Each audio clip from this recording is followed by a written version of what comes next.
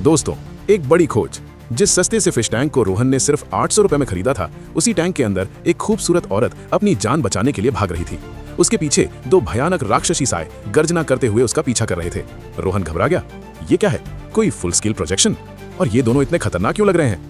रोहन ऐसा लड़का था जो जिंदगी में कभी किसी रिलेशनशिप में नहीं रहा था, लेकिन अब वो और बर्दाश्त नहीं कर सका। उसने पास पड़ी एक साधारण लकड़ी की सींक उठाई और फिश टैंक में फेंक दी। अगले ही पल सींक तेज रोशनी के साथ अनगिनत गुना बड़ी हो गई और दोनों राक्षसी सायों को एक ही बार में आर पार भेद दिया। ये नजारा देखकर वो औरत पूरी तरह सन्न रह गई। वो जल्दी से उठी और कांपती आवाज में बोली, धन्यवाद, आपने मेरी जान बचा ली। तभी रोहन को एहसास हुआ उसने जो चीज खरीदी थी वो कोई साधारण टैंक नहीं, बल्कि एक जादुई दुनिया से जुड़ा खजाना था। औरत का पेट भूख से जोर जोर से गुर्रा रहा था। रोहन ने बिना सोचे झींगे का एक पंजा तोड़ा और टैंक में डाल दिया। जैसा उसने सोचा था, वो पंजा हजारों गुना बड़ा हो गया। औरत की आंखों में आंसू आ गए।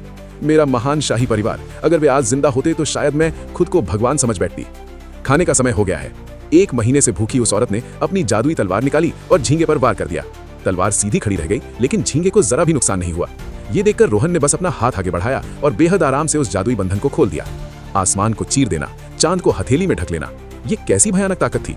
लेकिन तभी जब औरत खाने में मग्न थी, अचानक 10 मीटर लंबा एक विशाल जहरीला कनखजूरा वहां प्रकट हो गया। औरत बुरी तरह डर गई। वो पहले से ही घायल थी, अब लड़ नहीं सकती थी। किस्मत से उसी नाजुक पल में रोहन ने अपने लाइटर से बिजली पैदा करने वाला जादुई यंत्र निकाल लिया। अगले ही पल पूरा इलाका बिजली की चमक से गूंज उठा। आसमान गरजा, बारिश बरस पड़ी। तुम्हें बिजली लगे, तुम्हें बिजली लगे। कनखजूरा जलकर राख हो गया। अपनी जान बचते देख उस औरत ने रोहन को हाथ जोड़कर धन्यवाद दिया। मजाक में रोहन बोला, तो अब मुझे पति कहोगी? वो झेप गई। माफ कीजिए, मैं बस मजाक कर रही थी। लेकिन तभी उस औरत की आवाज बदल गई। वो गंभीर हो उठी। असल में उसका पूरा समूह राक्षसी संगठन की घेराबंदी में फंसा था और उनकी रक्षा करने वाली जादुई संरचना टूट चुकी थी। घबराकर उसने रोहन से मदद मांगी। मैं तुम्हारी